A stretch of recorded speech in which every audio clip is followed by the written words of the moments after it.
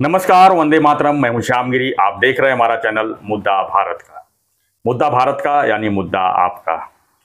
आज का हमारा मुद्दा है महाराष्ट्र की राजनीति का। जी हाँ, महाराष्ट्र की राजनीति की बात करें तो इस समय राज ठाकरे का जो है राजनीतिक जो दिशा किस तरफ जा रही है। जैसे पहले भाजपा के से साथ में चल रहा था, अभी भाजपा से थोड़ा अलग थलग दिख रहा है। तो राज ठाकरे का इस समय मनसे का इंजन किस तरफ जा रहा है, इसी पर हम चर्चा करेंगे। हमारे सौज्ञानी लिथार्थी जी जो राजनीतिक विश्लेषक हैं। सर, आप बताइए कि जो मनसे की इस समय स्थिति है और दिशा है, आप किस तरफ देख रहे हैं? क्योंकि कभी वो भाजपा के खिलाफ बोलते हैं, कभी उनके पक्ष में बोलते हैं, कभी शिवसेना के खिलाफ बोलते हैं। तो चल क्या रहा है सर उनका? क्योंकि अभी 2024 में चुनाव है। अभी लोकसभा का तो उनको इंटरेस्ट है कि पता नहीं, लेकिन विधानसभा में शायद मेरे ख्याल से इस बार रहेंगे। और सबसे बड़ी बात, जो लोकल जो बॉडी का चुनाव है उसमें भी मेरे ख्याल से एक्टिव बड़े लेवल पे रहेंगे। तो उनका जो दिशा है किस तरफ जा रही है, क्या लगता है आपको? किसी साथ में चलना चाहते हैं या अकेले ही चलते रहेंगे? पहले तो बात यह है कि कल के वीडियो में जी मैंने और सुभाष काड़े, आपके दूसरे प्रवक्ता, उन्होंने भी बता दिया है कि उद्धव और राज ठाकरे में कोई समझौता नहीं होगा, किसी भी हालत में नहीं। बिल्कुल। और दूसरी बात आज मैं ये कहना चाहता हूँ कि राज ठाकरे जो भी करेंगे, चाहे वो अगेंस्ट हो बीजेपी के या सपोर्ट में हो या त्रिशंकु भूमिका लेके इंडिपेंडेंट अलिप्त रहे, वो सब का निर्णय जी राज ठाकरे बिना फडणवीस को कंसल्ट किए नहीं लेंगे। मतलब फडणवीस का और उनका आपस में तालमेल है? सर, तालमेल नहीं जी। फडणवीस और राज ठाकरे मिलके अपोजिशन के साथ उनकी रणनीति जो है उसको बना रहे हैं, बना चुके हैं। अभी ऐसा है कि बीजेपी को ध्येय क्या है उनका? शिवसेना को ऐसा तोड़ा है, राष्ट्रवादी को ऐसा तोड़ा है। हाँ जी। अभी उनको उद्धव ठाकरे की जो शिवसेना है, उबाठा, उसको उध्वस्त करना है। उसको ताकत देना है ही नहीं। बिल्कुल। उद्धव को ताकत देना नहीं है, उद्धव की उबाठा को ताकत देना नहीं है। तो उनके मन में मनसे का जो रोल है वो बीजेपी के खिलाफ ही होना चाहिए। ओपनली क्या होना चाहिए? ओपनली। ये मैं जो बोल रहा हूँ जरा गणित समझ लो।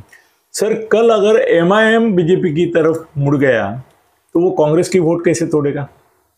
अगर वंचित बीजेपी की तरफ मुड़ गया तो अपोजिशन के वोट जो है कांग्रेस, राष्ट्रवादी, उनके वोट कैसे तोड़ेगा?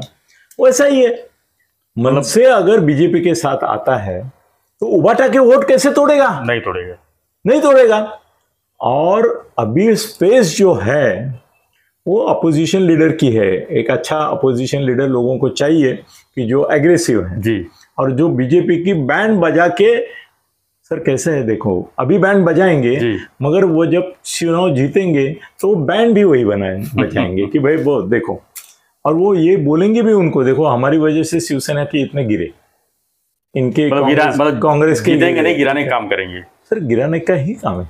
और वो फडणवीस ने उनके ऊपर दी हुई जिम्मेदारी है।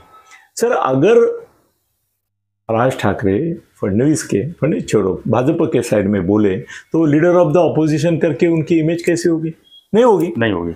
उनको फडणवीस के खिलाफ बोलना है, उनको शिंदे के खिलाफ बोलना है, उनको अजीत दादा के भी अभी खिलाफ बोलना है, उनको मोदी के खिलाफ बोलना है, पक्ष के खिलाफ ही बोलना है, उनको शाह के खिलाफ बोलना है, बीजेपी के खिलाफ बोलना है, एनडीए में जो घटक है उनके बारे में बोलना है। सर, वही तो उनका अभी मिशन है जी। उनका मिशन ही ये है कि बीजेपी को जो शह देने की कोशिश करे उनके वोट काटो, उनके वोट बांटो। मतलब वोट कटवा और बोल सकते कब कर सकते हैं? अगर उन्होंने एक भी स्टेटमेंट आगे चल के बीजेपी के पक्ष में दिया तो सर लोग बोलेंगे यार ये बीजेपी से जुड़े हुए हैं, बीजेपी कॉपी ना, बीजेपी से जुड़े हुए हैं, बीजेपी की ही ये है। उनको बीजेपी के साथ नहीं जाना है, विरोध में जाना है, और ये उनका एक कर्तव्य है। सर देखो, पिछली बार वो उनका एग्रीमेंट इसी प्रकार का राष्ट्रवादी और कांग्रेस के साथ था। उन्होंने मोदी और शाह के खिलाफ ये किया और सभाएं ली, तो उस समय उनका अंडरस्टैंडिंग था, क्योंकि एक भी उम्मीदवार लोकसभा के लिए नहीं और सभा ली 50, और सभा का खर्चा सब करते थे ना, ये कांग्रेस वाले ही करते थे, राष्ट्रवादी वाले करते, मन से कभी किए नहीं। अशोक चौहान के यहाँ नांदेड़ में जो सभा हुई तो अशोक को मैंने पूछा कि क्या इसका खर्चा मन से नहीं किया? वो बोला क्या अनिल, वो कैसे करेंगे, हम नहीं किया। वो मोदी और शाह के खिलाफ बोलेंगे तो उसका फायदा हमको है, तो वो एग्रीमेंट बिना बोले था ही हमारा। हम ही खर्चा करते थे, कांग्रेस वाले करते थे, राष्ट्रवादी वाले करते। कोई सभा में जाके खड़ा होने के सिवा मन से कोई पैसा खर्चा नहीं कर रही थी। अब ऐसा है कि बीजेपी वाले इतने भी होशियार है और फडणवीस है कि इनकी जितनी भी सभाएं होंगी बीजेपी के खिलाफ, उसका पैसा सर बीजेपी ही अरेंज करके देगी उनको। सर अगर बीजेपी के खिलाफ इनको 50 सभाएं महाराष्ट्र में लेनी है तो सर कम से कम 100-150 करोड़ का खर्चा है। बिल्कुल। मनसे के पास 150 करोड़ है क्या, 200 करोड़ है क्या? वो बीजेपी को ही देना है और देंगे, प्यार से देंगे, क्योंकि इनकी सभा से बीजेपी के खिलाफ जो माहौल बनाएंगे वो सर राज ठाकरे जितना माहौल अच्छा बनाएंगे बीजेपी के खिलाफ, इतना तो ये उद्धव नहीं बना सकता है, कोई नहीं बना सकता है, पवार साहब भी नहीं, बिल्कुल ही बना नहीं सकते हैं। तो इसमें ऐसा है कि भाजपा चाहती है कि आप हमारे खिलाफ ही काम करो। क्या लगता है ये मराठी वोट बैंक काटेंगे? हाँ, सवाल ही नहीं, दूसरा क्या काम करेंगे, वही करेंगे। और वो देखो लोकसभा में तो ऐसा है कि लोकसभा में भी अभी मैं ये बोलूँ तो लोग बोलेंगे क्या यार, बहुत ही पहले बोल चुके हो। सर लोकसभा में मनसे का पूरे महाराष्ट्र में एक कैंडिडेट खड़ा रहेगा सिर्फ। हाँ। क्या बोला? बिल्कुल नहीं रहेंगे ऐसा बोला मैंने? नहीं बोला। 48 में से एक, सिर्फ एक खड़ा। सर क्या हुआ है, पिछली बार उनके ऊपर जो क्रिटिसिज्म हुआ कि आपका एक भी नहीं और आप सभाएं लेते घूम रहे हैं, अभी वो एक के लिए चुनाव प्रचार होगा। हाँ सर, और वो जो खड़ा होगा वो गिरने के लिए ही खड़ा होगा, मगर उसके बहाने ये बोल सकते हैं कि भाई हम जन जागृति कर रहे हैं पूरे महाराष्ट्र में, और बीजेपी के खिलाफ बोलने का वो एक बहाना रहेगा। वो उम्मीदवार भी अपने को मालूम है, अभी कुछ दिन जाने दो फिर हम डिस्क्लोज करेंगे। और सर इसका पता संजय राउत को है, ये तो बीजेपी के लिए काम करने वाले हैं, शिवसेना के वोट तोड़ने वाले हैं। पर वो क्या है ना कि जैसे अभी ये बोलते हैं कि खड़से ने फोन किया था और युति तोड़ी 14 में, है कि नहीं? खड़से बीजेपी में था। अब संजय राउत को ये भी पूछना चाहिए हमें कि भाई संजय राउत अभी खड़से तो राष्ट्रवादी में है जी, तो तुम खड़से को खड़साओ के पूछो ना कि भाई उस समय युति तोड़ने का जो निर्णय था उस समय तुमने ऐसा डिंग डिंग डिंग करके सभा में बोला था, महाराष्ट्रामध्ये शिवसेनेची युती मी तोडली, ऐसा कौन बोला था? राक्षस जैसा हंस के खड़से बोला था कि युति तोड़ण्याचं श्रेय माझा है, माझा है, माझा है, ऐसा बोला था वो। ये तो लोग चले थे शिवसेना के पीछे, मैं खड़ा हो गया और बोला नहीं युति करना है 14 में। तो संजय पूछो ना खड़से, अभी तुम्हारे साथ ही है ना राष्ट्रवादी में, उसको पूछो कि वो युति तुम्हारे दिमाग से तोड़ी तुमने, क्योंकि उस समय तो तुम इनको बुला कह रहे थे कि ये लोग शिवसेना का ये करने के लिए उत्तुर थे, हमने तोड़ा वो। तो अभी बोलना कि मैंने तोड़ा, क्योंकि अभी 14 का जो जिम्मा है वो संजय राउत इनके ऊपर डाल रहा है, फडणवीस मोदी शाह के ऊपर, कि उन्होंने युति तोड़ी। खड़से ने हमको फोन करके बोला उद्धव को कि युति टूट गई, तो उसी खड़के से पूछो। कल मोदी जी ने भी कुछ कहा हाँ कि इन्होंने तोड़ी। हाँ तो और अलायंस भी करिए साथ में, मतलब सत्ता में भी थे और हमारे खिलाफ जो है सामना में लिखते रहते थे। सर सामना में 5 साल 14 से 19 तक सामना ही अपोजिशन का मुखपत्र था। कभी उन्होंने फडणवीस की तारीफ नहीं की, कभी उन्हें सत्ता के पक्ष में नहीं बोले, और बोलते थे ना राजीनामा खिशात घालून फिरतोय, बोलते थे क्या? बोलते थे। तो इनका बीजेपी से हमी से दोस्ती, हमी से लड़ाई टाइप ही था, और कभी उनका मन से एक दूसरे के प्रति लगाव नहीं था। तो सर कैसे है ना, मेरा पहले दिमाग ऐसा चल रहा था कि मनसे को साथ बीजेपी ले ले, तो मैंने किसी बीजेपी के नेता अभी जो दोस्त है उनमें से उनको बोला कि मनसे का एक आमदार है तो उसको आप मंत्रिमंडल में ले लो, बहुत बड़ा इफेक्ट लोगों में जाएगा।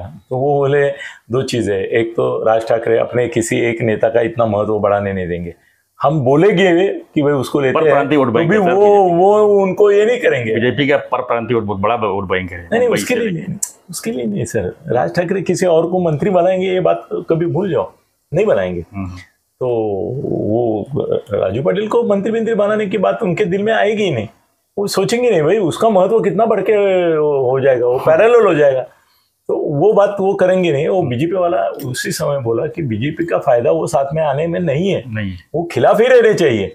वो उल्टा हमारे बाजू में आते हैं, बातचीत होती है, ये होती है, तो हम डरते हैं कि बाबा इनके वोट अपोजिशन में ही रहने चाहिए और अपोजिशन को ही वोट तोड़ने चाहिए। तो सर उद्धव की और उनकी कोई पैचअप नहीं होने वाली, ये हम जाहिर कर चुके हैं।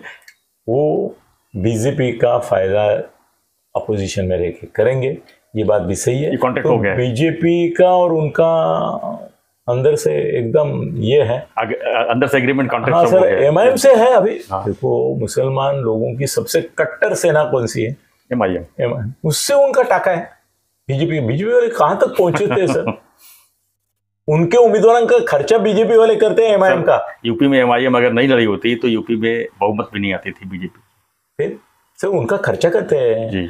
ये तुम्हारा वंचित का भी कई बार बीजेपी ने खर्चा किया है सर। सपा का वोट काटा सर, यूपी में सपा का काफी वोट काटा, तब जाके योगी जी 225 आए। नहीं, तो क्या है ना, राज ठाकरे और फडणवीस बाहर से कुछ भी बोले और लोगों के सामने भी कुछ भी चर्चा हो, फडणवीस का भला करना और बीजेपी को सत्ता में फिर से लाना, यही राज साहब का मिशन है और उसमें वो 100% कामयाब रहेंगे सर। वो ऐसे मराठी वोट काटेंगे या क्योंकि अभी सर उद्धव से और राज ठाकरे जी का तुलना की जाए इसमें लोकप्रियता में, तो राज ठाकरे अगर 100 में से 80 वोट पे हैं तो उद्धव तो 20 पे नहीं है, ऐसी हालत है। राज ठाकरे की पॉपुलैरिटी की तुलना ही नहीं हो सकती उद्धव से, नहीं, बहुत पीछे पड़ा हुआ है। अभी महाराष्ट्र में नंबर 1 है फडणवीस, नंबर 2 है राज ठाकरे। भीड़ जुटाने में कि भीड़ जुटाने की नहीं, फडणवीस ने भीड़ जुटा पाते हैं। भीड़ जुटाने का काम तो राज का है, लोकप्रियता का बोल रहा हूँ, क्योंकि बीजेपी का एक बेस है उनके पीछे करके। नहीं तो ऐसा विदाउट बीजेपी बेस बोले तो राज ठाकरे नंबर 1 है महाराष्ट्र में लोकप्रियता में। वो खड़े हो जाते तो लोगों को रोंगटे खड़े हो जाते, किसी बुलाने की जरूरत नहीं, सब अपने आप आते हैं। सब अपने आप आता है और दिल आशिक ऐसा है, तो उसका फायदा बीजेपी को मिलेगा। वो खिलाफ ही रहना चाहिए और रहेंगे जी। Thank you sir. तो हमारा चर्चा यही था कि राज ठाकरे का इस समय मिशन और दिशा किस तरफ जा रही है, कि वो भाजपा के खिलाफ रह के काम कर रहे हैं या कुछ और है। तो आपको हमारी चर्चा कैसी लगी, आप राज ठाकरे के मिशन के बारे में क्या कहना चाहेंगे? अगर कुछ कमेंट्स करना है तो हमें व्हाट्सएप पे जरूर कमेंट्स कीजिएगा। सर राज ठाकरे की तुलना का महाराष्ट्र में दूसरा कोई लीडर नहीं, ये बात आखिर में भी याद रखो, और वो जिसके खिलाफ रहेंगे उसकी जीत होगी। बिल्कुल। तो बने रहिए हमारे साथ। हमारा जो रिक्वेस्ट है फॉलो कीजिए, यानी चैनल को अगर सब्सक्राइब नहीं किया है तो सब्सक्राइब कीजिए, लाइक शेयर जरूर कीजिए। देखते रहिए हमारा चैनल मुद्दा भारत का। धन्यवाद। जय हिंद, जय महाराष्ट्र।